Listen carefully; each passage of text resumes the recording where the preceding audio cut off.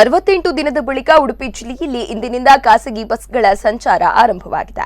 ಈ ನಡುವೆ ಲಾಕ್ಡೌನ್ ಹೊಡೆತ, ತೈಲ ಬೆಲೆ ಏರಿಕೆ, ವಾಹನಗಳ ಬಿಡಿ ಭಾಗಗಳ ಏರಿಕೆ, ಕೊರೋನಾ ಮಾರ್ಗಸೂಚಿಯಿಂದಾಗಿ ಟಿಕೆಟ್ ದರ ಶೇಕಡಾ 25ರಷ್ಟು ಏರಿಕೆ ಮಾಡಲಾಗಿದೆ.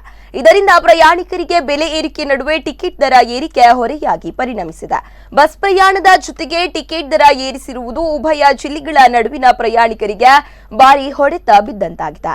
ಬೆಲೆ ಏರಿಕೆಯ ನಡುವೆಯೂ ಸರ್ವಿಸ್ ಸಿಟಿ ಬಸ್ಗಳ ಮೂಲಕ ಜನರು ಪ್ರಯಾಣ ನಡೆಸುತ್ತಿದ್ದಾರೆ.